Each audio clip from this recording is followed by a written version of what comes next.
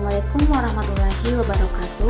Di sini saya akan menyelesaikan tugas individu perkembangan kurikulum dan bahan ajar, yaitu perubahan kurikulum KTSP, kurikulum 13, kurikulum merdeka, dan mengantisipasi pengembangan kurikulum yang akan datang, yang diampu oleh dosen Dr. Evi Segarawati Ampri MPD. Perkenalkan, nama saya Sapriani dengan NIM H05233441, kelas PGSDD 2023, Universitas Sulawesi Barat. Adapun pembahasan yang akan saya jelaskan yaitu perubahan kurikulum KTSP, kurikulum 13 dan kurikulum merdeka, antisipasi pengembangan kurikulum yang akan datang, komponen kurikulum KTSP, kurikulum 13 dan kurikulum merdeka, pengembangan kurikulum sebagai ide, dokumen, dan proses. Yang pertama yaitu kurikulum KTSP, kurikulum 13 dan kurikulum merdeka.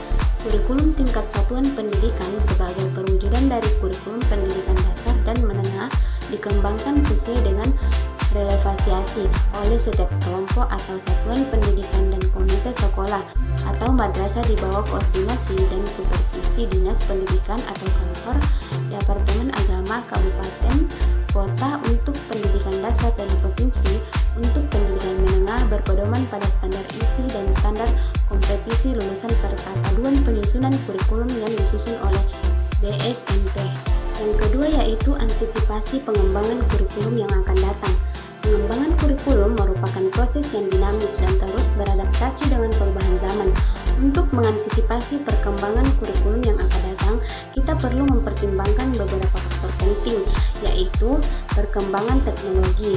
Integrasi teknologi dalam pembelajaran semakin intensif, keterampilan digital, kecerdasan buatan, dan pembelajaran online akan menjadi bagian integral dari kurikulum. Ketiga yaitu komponen kurikulum KTSP, kurikulum 13 dan kurikulum merdeka.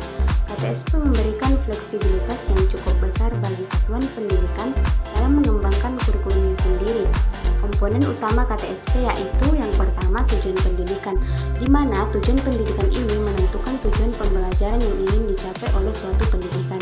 Yang kedua yaitu struktur kurikulum. Struktur kurikulum ini menentukan mata pelajaran, materi pembelajaran, dan lokasi waktu untuk setiap mata pelajaran. Yang ketiga yaitu muatan kurikulum, di mana muatan kurikulum ini menentukan materi pembelajaran yang akan diajarkan dalam setiap mata pelajaran. Selanjutnya yaitu penelitian, di mana penelitian ini menentukan bentuk penilaian yang digunakan untuk mengukur pencapaian siswa. Yang terakhir yaitu kalender pendidikan, di mana kalender pendidikan ini menentukan jadwal pembelajaran sepanjang tahun ajaran. Selanjutnya yaitu pengembangan kurikulum sebagai ide, dokumen, dan proses. Pengembangan kurikulum adalah suatu proses yang dinamis dan kompleks, melibatkan perencanaan, pelaksanaan, dan evaluasi terhadap seluruh aspek pembelajaran. Kurikulum sendiri dapat dilihat dari berbagai perspektif, salah satunya yaitu sebagai ide, dokumen, dan proses. Selanjutnya yaitu kurikulum sebagai ide. Adapun satu contoh dari kurikulum sebagai ide yaitu gagasan dasar, di mana gagasan dasar ini merujuk pada konsep-konsep mendasar yang menjadi landasan dalam perencanaan kurikulum. Ini mencangkup filosofi pendidikan, tujuan pembelajaran, materi pelajaran, metode pembelajaran, dan evaluasi. Yang terakhir yaitu kurikulum sebagai dokumen. Kurikulum sebagai dokumen di sini mengacu pada penerapan kurikulum dalam praktik dinamis dan fleksibel. Proses pengembangan kurikulum bersifat dinamis dan terus berkembang seiring dengan perubahan zaman, kebutuhan siswa, dan perkembangan ilmu pengetahuan. Contohnya yaitu kegiatan pembelajaran di kelas menggunakan berbagai metode pembelajaran dan evaluasi hasil belajar merupakan bagian dari proses pengembangan kurikulum pembelajaran. Terima kasih, itulah video dari saya. Mohon maaf apabila ada kekurangan. Saya akhiri dengan ucapan Assalamualaikum.